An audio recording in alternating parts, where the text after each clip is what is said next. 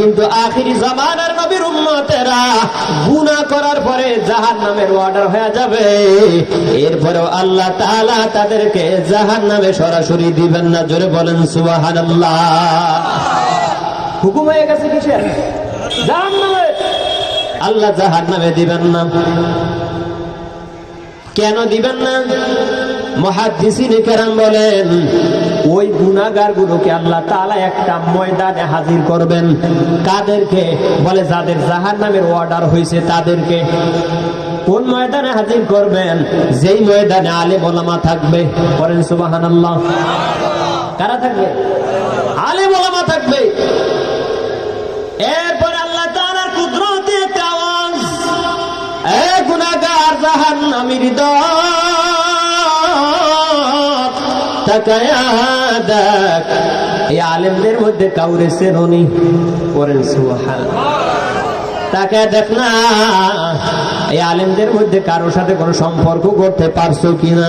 যদি আজকে একটু সম্পর্ক প্রকাশ করতে পারো, আর আলেম যদি তোমার পক্ষ হয়ে আমার দরবারে হাত জাগায় দেয়, আমি মাওলা ওই আলেমের দোয়ার বদৌলতে তুমি জাহান্নামীরেও জান্নাত দিয়ে দিব। এ ধুলিয়াবাসী, এজন্য আল্লাহর হাবিব বলেন, ওয়ামান নাযারা ইলাল কুরআন, এই কোরআনের দিকে যদি কেউ তাকায় ফায়দা আছে না নাই? কোরআন হাত দিয়ে ধরলে ফায়দা আছে না নাই? কোরআন পড়তে জানেন না, বুকে নিবেন, মুখে লাগাবেন, চুমো দিবেন, কোরআন চোখ দিয়ে তাকাইবেন। আল্লাহর হাবিব বলে, কোরআনকে মহব্বত করার কারণে আমার আল্লাহ তাআলা তোমাদের মর্যাদা বাড়ায় দিবে।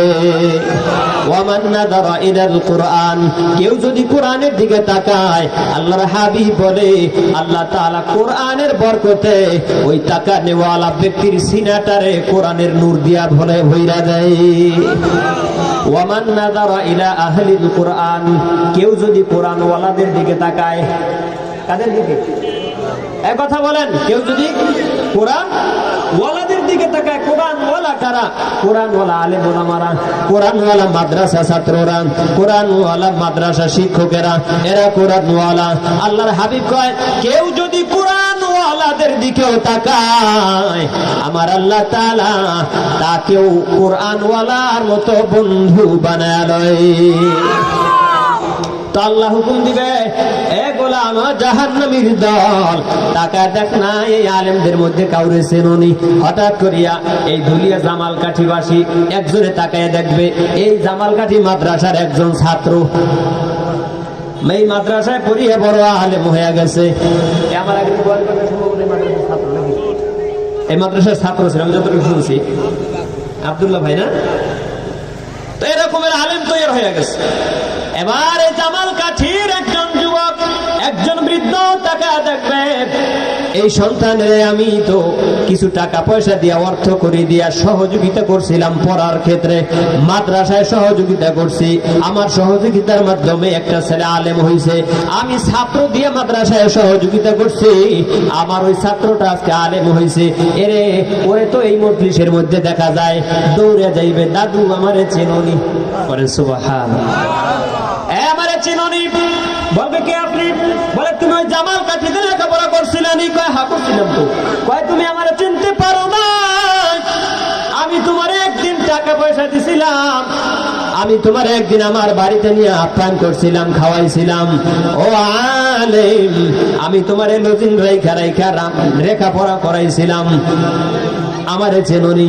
তখন ওই ছেলে বলবে, ও মুরব্বী, আসলেই তো এইবার আমার মনে পড়ছে, আপনারা চিনতে পারছি, আপনার বাড়ি লজিন খাই আমি মাদ্রাসায় লেখাপড়া করছি। এমন আলেম আছে না নাই? অন্যের বাড়িতে লজিন খাই লেখাপড়া করে আছে না নাই? উনি বলবেন, হ্যাঁ আপনাকে চিনতে পারছি। এইবার ধৈর্য পড়বে, ও আলেম, আল্লাহ তো তোমার সুসংবাদ দিছে, তুমি জান্নাতে যাইবা, কিন্তু আজ আমি বিপদে পড়ে গেছি, একটু যদি আমার সহযোগিতা করতে। কয় কেমনে? কয় যদি তুমি মালিকের কাছে হাত জাগা দাও, আমার আল্লাহ তাআলা তোমার দোয়ার বদৌলতে হতে পারে আমাকে জাহান্নাম থেকে মুক্তি দিয়া জান্নাত দিয়া দিবে। ওই সময় আলেম হাত তুলবে, মাওলা হে আসলে এই কথা সত্য, এই বান্দা আমারে সহযোগিতা করছে, আমি মাদ্রাসার পড়ার ক্ষেত্রে আমারে সহযোগিতা করছে, আমার ওই জামালকাঠি মাদ্রাসায় ছাত্র দিয়ে সহযোগিতা করছে, নুরানি বিভাগে ছাত্রী দিয়ে সহযোগিতা করছে। এই আলেমদের সাথে সম্পর্ক করার কারণে মালিক রে তারে কি একটু মাফ করিয়ে দেওয়া যায় না? আল্লাহ কয় ওর তো জাহান্নামের অর্ডার হয়ে গেছিল, যা যা মাদ্রাসায় ছাত্র দিয়ে সহযোগিতার কারণে, সার্বিক সহযোগিতার কারণে ওই জাহান্নামী ব্যক্তিদেরকেও মাওলায় মাফ করিয়া জান্নাত দিয়ে দিবে। নারে তাকবীর! মাদ্রাসায় সার্বিক সহযোগিতা করতে রাজি আছি না নাই? সম্মানিত হাজিরিন, মাদ্রাসায় পড়লে লাভ আছে না নাই? দুনিয়ামুখী শিক্ষা, কোরআনকে বাদ দিয়া কোরআনী শিক্ষা মাইনাস করিয়া শুধু দুনিয়ামুখী শিক্ষার শিক্ষকরা বয়স বাড়লে সম্মান কমে, কিন্তু কোরআনের শিক্ষকেরা যত বয়স বাড়ে তাদের সম্মান আল্লাহ তাআলা বাড়ায় দেয়। ঠিক না বেঠি? সম্মানিত হাজিরিন, হুজুরের মাদ্রাসা উদ্বোধনে আমাদের এই আপনাদের ধুলিয়া ইউনিয়নের চেয়ারম্যান সাহেব একটা কথা বলছিল আফসোস করিয়া, আমার দুইটা সন্তান, উনি এই কথা বলতে যে চোখের পানি ছাড়িয়ে দিছে। আমার আলেম ভাই ছিল, হুজুরের ছিল, যে দুইটা সন্তানের আমি একটা সন্তানকেও মানুষ করতে পারি নাই, আলেম বানাইতে পারি নাই। উনি প্রমাণ করিয়া দিল মাদ্রাসায় পড়লে মানুষের মতো মানুষ হওয়া যায়, আর কোরআন না শিখে শুধু জাগতিক শিক্ষায় শিক্ষিত হইলে ওইটা শিক্ষিত হইতে পারে, প্রকৃত মানুষ হইতে পারে না। ঠিক না বা ঠিক? এজন্য ভাই, নাস্তিকরা পরিকল্পনা করিয়া সমাজ থেকে কিন্তু কোরআন শিক্ষা উঠাই দিতেছে। পাঠ্য শিক্ষার মধ্যে, পাঠ্য পুস্তকের মধ্যে 2024 সালের যে শিক্ষা সিলেবাস নিয়ে আসা হয়েছে, ইসলামের রশিও রাখে নাই। আপনারা তো টের পান না। আপনার আমার সন্তানকে যেই শিক্ষাগুলো স্কুল কলেজে দেওয়া হইতেছে, যৌনতা, সমকামিতা, সহকর্মিতা, ট্রান্সজেন্ডার, এইভাবে বিভিন্ন ভাবে সংস্কৃতির নামে অপসংস্কৃতির দিকে আপনার আমার সন্তানকে ঠেলে দেওয়া হইতেছে। আপনার হুঁশ নাই, আপনি তো হাজি সাহেব, দাড়ি পাকছে, মুরব্বী মানুষ, নামাজ 5 ওয়াক্ত পড়েন, ওইদিকে আপনার উপযুক্ত মেয়েটা স্কুলে পড়তে দিয়েছেন, ক্লাস 6 থেকে তারা যৌনতা শিক্ষা দিতেছে। হুঁশ নাই। এই জন্য আমরা বলি, আমরা স্কুল শিক্ষা, কলেজ শিক্ষা, ভার্সিটি শিক্ষার বিরুদ্ধে নয়, শুধু আমরা এতটুকুন বলি তোমরা যা শিক্ষা দাও দাও তোমাদের ইচ্ছা, তবে আমরা বলি ক্লাস 1 থেকে স্কুলের শিক্ষা, ক্লাস 1 থেকে শুরু করিয়া মাস্টার্স পর্যন্ত অন্তত রসুলে পাকের আদর্শের একটা শিক্ষা এবং কোরআন শিক্ষার একটা 2টা সাবজেক্ট প্রত্যেকটা স্কুল কলেজ ভার্সিটির মধ্যে বাধ্যতামূলক করা হোক। ঠিক না বাকি? তো বলতেছিলাম, এজন্য মাদ্রাসা শিক্ষার মূল্যায়ন করেন। আপনি আপনার সন্তানকে কিছুটা শিক্ষা মাদ্রাসা থেকে বেসিক নলেজটা দিয়ে তারপরে স্কুল কলেজে দিয়ে দেন, কোনো বাধা নাই। ওই আমাদের চেয়ারম্যান সাহেব বলছিলেন, আমি চ্যালেঞ্জ করে বলতে পারি, কে কইছে? আপনাকে চেয়ারম্যান সাহেব কইছে, আমি মিথ্যা বলতেছি না, এই হুজুর সাক্ষী আছে। উনি বলছিলাম একটা নুরানি মাদ্রাসার ছাত্র ক্লাস 1 থেকে শুরু করিয়া 3 পর্যন্ত পড়লে সে যা জানতে পারে, আমার স্কুলের একটা ছাত্র এইচএসসি পরীক্ষা দেওয়ার পরেও তা জানতে পারে না। আমার নুরানি মাদ্রাসার একটা ছাত্র ক্লাস 3-র ছাত্র, ওই যে দেখা যায় হস্তলিপি প্রদর্শনী আপনাদের ডাইনে বামে লাগানো আছে, তাকায় দেখেন, এই হাতের লেখাগুলো একটু নোট করিয়ে নিয়ে যান। আর মাদ্রাস স্কুলের একটা ছাত্র, একটা ছাত্রী, 10-এর ছাত্র ছাত্রী, ওদের দিয়ে আরবি একটা লেখা দেন, পারবে না। ইংরেজি দিবেন, আমার মাদ্রাসা ছাত্র ফার্স্ট, বাংলা দিবেন, হাতের লেখা আমার মাদ্রাসা ছাত্র ফার্স্ট, আরবি দিবেন, স্কুলের থেকে আমার মাদ্রাসার এই 3 ক্লাসের ছাত্রটা ফার্স্ট হবে ইনশাআল্লাহ। তাহলে মাদ্রাসায় নুরানিতে দেন, হুজুরের মাদ্রাসা ওই সাইডে নুরানি আছে, এখানেও নুরানি চলে। এই নুরানি মাদ্রাসাগুলোতে সন্তানদেরকে দিয়ে অন্তত ক্লাস 5 পর্যন্ত এখানে পড়ায় নেন। আমি বলবো ভাই, স্কুলে আপনি পড়ান, কোনো বাধা নাই, এখন পড়ায় লাভ কি? আগে তো 5-এর জিপিএস ছিল, পরীক্ষা ছিল, বড় পরীক্ষা ছিল না, আছে এখন? তাহলে পড়ায় ফায়দা নাকি? আমি তো স্কুলে পড়াবো আমার সন্তানকে, ফাতিমার পরে একটা সনদের তো দরকার আছে, কি মুরব্বী আছে না নাই? সনদ তো নাই, 5-এ নাই, 8-এ নাই, 10-এ আছে মনে, তাও বাদ হওয়ার পরিকল্পনা চলতেছে। তাহলে এই পড়ার মানে কি, ফায়দাটা কি? আমি বয়ান করতেছি, বয়ান দ্বারা একটা উদ্দেশ্য আছে না নেই? উদ্দেশ্য কি? আমার বয়ানের দ্বারা 2টা মানুষ যদি হেদায়েতের পথে আসে, আমি কামিয়াব। আমাদের বয়ান কি কামিয়াব, কথা ঠিক না ঠিক? কিন্তু ফলাফল যদি জিরো হয় তাহলে বয়ান দিয়ে কোনো ফায়দা নেই। সম্মানিত হাজিরিন, এজন্য মাদ্রাসামুখী সন্তানদেরকে মাদ্রাসামুখী বানান। যদি অদূর ভবিষ্যতে ভালো কিছু চান তাহলে মাদ্রাসামুখী বানান, আর তা না হলে অবস্থা কিন্তু বেগতিক হয়ে যাবে। মইরা যাওয়ার পরে কবরের পাশে পেশাব করবে, দ্বিধা করবে না। বুঝেন নাই? পেশাব করবে, বাবার কবরের পাশে দাঁড়ায় পেশাব করবে, দ্বিধা করবে না, যেটা আমার বাবার কবর, পেশাব করলে আমার বাবার কি হইতে পারে না পারে, এই দ্বিধা সন্তানের মধ্যে থাকবে না। সেই শিক্ষানীতি বর্তমান বাংলাদেশে চলতেছে। সম্মানিত হাজিরিন, তো যাই হোক, আমি আপনাদের সামনে সূরাতুল লোকমান থেকে তেলাওয়াত করছিলাম। আসুন, আমার সময় সংক্ষেপ হয়ে আসতেছে, আমি কয়েকটা কথা সূরাতুল লোকমান থেকে আপনাদেরকে শোনা যায়। হযরত লোকমান আলাইহিস সালাতু ওয়াস সালাম একজন বুজুর্গ ছিলেন, আল্লাহর ওলি ছিলেন। কিতাবের মধ্যে আসছে দাউদ পয়গম্বর আলাইহিস সালাতু ওয়াস সালামের জবানায় তিনি তার সমসাময়িক বিষয় তিনি ফতোয়া লিখতেন। আরেকটা রওয়ায়াত হয়েছে তিনি হযরত দাউদ আলাইহিস সালামের ভাগিনা ছিলেন, কেউ কেউ বলছে তার খালাতো ভাই ছিলেন। সর্বোপরি কথা হলো হযরত লোকমান আলাইহিস সালাতু ওয়াস সালাম বড় একজন বুজুর্গ আল্লাহর ওলি ছিলেন, এবং তার পেশাগত কর্ম ছিল তিনি একজন কাঠ মিস্ত্রি ছিলেন। অল্প টাকা কামাই করতেন বটে, কিন্তু কখনো হারামকে গ্রহণ করেন নাই। অল্প টাকা কামাই করতেন, রোজগার করতেন, কিন্তু খুব তাকওয়াওয়ালা বান্দা ছিলেন, খুব পরহেজগার বান্দা ছিলেন। তো ইনি এনার সন্তানকে, স্বীয় পুত্রকে আদেশ দিতেছে, কয়েকটা ওসিহত করতেছে, উপদেশ দিতেছে, ও সন্তান এই উপদেশগুলো যদি মাইনে চলতে পারো তাহলে মানুষের মতো মানুষ হইতে পারবা। কে বলতেছে? লোকমান বলতেছে তার সন্তানকে। এবার আমি বলি, ওই উপদেশগুলো যদি আমিও যদি মানতে পারি তাহলে মানুষের মতো মানুষ হইতে পারবো। এবার উপদেশগুলো আমরা মানতে রাজি আছি না নাই? কে কে রাজি? নারায়ে তাকবীর, নারায়ে তাকবীর। আল্লাহ কবুল করুক আপনার মান। আমার সাথে সবাই একটু জবানটা খুলে পড়েন, আউযু বিল্লাহি মিনাশ শাইতানির রাজীম, বিসমিল্লাহির রহমানির রহিম। وإذ قال لقمان لابنه وهو يعظه يا بني لا تشرك بالله إن الشرك لظلم عظيم. قرن الله أكبر. প্রথম উপদেশ দিতেছেন হযরতে লোকমান। ওয়াইজ ক্বালা, আল্লাহ তাআলা রাসূলকে উদ্দেশ্য করে কয়, ও নবী স্মরণ করেন যেদিন হযরতে লোকমান তার সন্তানকে উপদেশ দিয়েছিলেন। লুকমান লিবনিহি, সন্তানের উদ্দেশ্যে, পুত্রের উদ্দেশ্যে।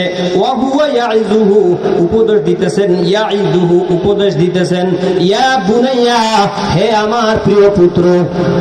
কি কয়? বলেন বলেন সবাই, হে আমার প্রিয় পুত্র। কি পুত্র? প্রিয় পুত্র। এবার সন্তানরা আদর করে ডাকা আছে আমাদের সমাজে, কি ডাকে? আল্লাহ মাফ করুক, যে সমস্ত ভাষা উচ্চারণ করিয়া ডাকে, মানুষের জন্ম দিয়েছে ও, কিন্তু ডাকে কি বাচ্চা? এই হারামির, হারামির কয়, কি কয় না? কুকুরের কথা কন, কুকুরের কয়, কি কয় না? আমাদের মা বোন সব গালি দেয় কি দেয় না সন্তানদেরকে? আচ্ছা বলেন না ভাই, এই গালি কি কোনো শিক্ষিত মা, একজন বুঝমান বাবা সন্তানকে দিতে পারে?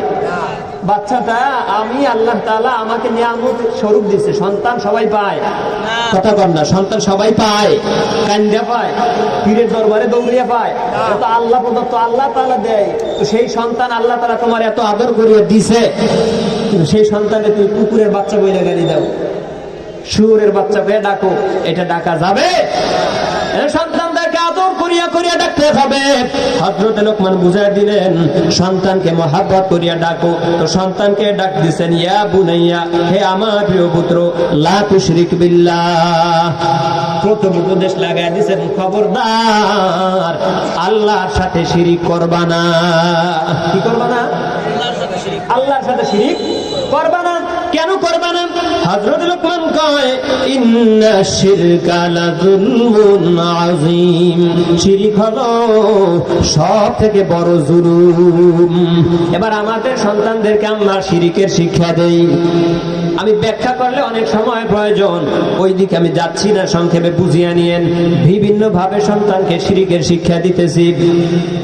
এজন্য ভাই এক কথায় শিরিক বলা হয় আল্লাহর সমকক্ষ কেউ আছে, এর নাম শিরিক। আল্লাহর সমকক্ষ কেউ আছে, এইটার নাম কি? শিরিক। এক নাম্বার, ও সন্তান খবরদার খবরদার আল্লাহর সাথে কোন অংশীদার সাব্যস্ত করবা না। দুই নাম্বার উপদেশ দিতেছেন হযরতে লোকমান, ওয়াসাইনাল ইনসানা বিওয়ালিদাইহি হামালাতহু উম্মুহু ওয়াহনান আলা ওয়াহনিন ওয়া ফিসালুহু ফি আমাইনি আনিশকুর লি ওয়া লিওয়ালিদাইক। পড়েন আল্লাহু আকবার। দুই নাম্বার উপদেশ দেয় ওয়াসাইনাল ইনসান, জোর উপদেশ দিতেছেন মানুষদেরকে। ওয়াসাইনাল ইনসান, আমি তোমাদেরকে জোর উপদেশ দিতেছি। বিওয়ালিদাই, খবরদার ও সন্তান পিতা মাতার সাথে অসৎ আচরণ করবা না, খারাপ আচরণ করবা না। দুই নাম্বার উপদেশ কি বলেন? খেয়াল করেন, দুই নাম্বার উপদেশ কি? এই কথা কয় না, দুই নাম্বার উপদেশ কি? পিতা মাতার সাথে কোরআনের আলোচনা শুনতে হইলে ভাই সুর শোনা যাবে না, কোরআনের দিকে খেয়াল করা লাগবে। আর এগুলো শুধু ওয়াজ না, এগুলো একটু বোঝার জিনিস। আমাদের খাসলাতটা এমন হয়েছে, আমি কেন, আমার থেকে বড় বড় বুজুর্গ ওলামায়ে কেরাম বলে গেছে, আমরা ওয়াজ মাহফিল মাঠে রেখে যাই, বাড়ি পর্যন্ত আর নেই না। এটা আমাদের বড় মারাত্মক একটা দোষ, খুব খেয়াল করেন। দুই নাম্বার উপদেশ। এক নাম্বার উপদেশ কি বলেন? আল্লাহর সাথে শিরিক করবা না। দুই নাম্বার উপদেশ কি দিচ্ছেন? মা বাবার সাথে অসৎ আচরণ করবা না। কেন করবা না? হযরতে লোকমান ব্যাখ্যা করিয়া কয় আল্লাহর ভাষায়, হামালাতুহু উম্মুহু, কারণ তোমার মা তোমারে হামালাতুহু পেটের মধ্যে ধারণ করছে। করেছে না করে নাই? করছে না করে নাই?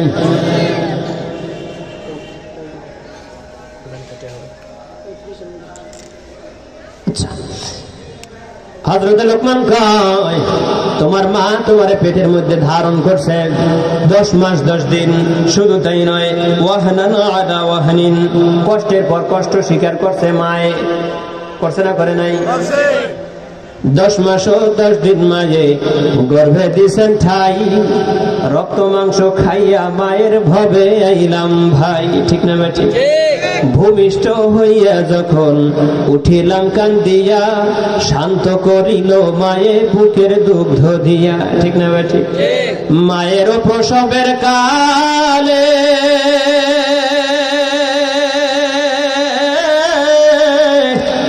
বুক ভেসে যায় নয়ন জলে রে, ওমা সন্তানের লইয়া কোলে ভুলে প্রসব বেদনা, দুঃখের দরদি আমার জনম দুঃখী মা, গর্ভে ধারণী মা, জনম দুঃখিনী মা, দুঃখের দরদি আমার জনম দুঃখী মা। ঠিক না বাঠি?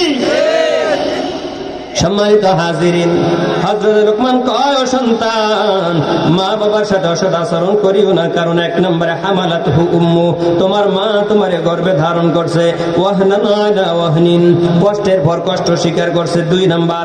3 নাম্বার বলতেছেন ফি আমাইনি আলিশ ফি আমাইন, 2টা বছর মা তোমারে স্তনের দুগ্ধ দান করছে।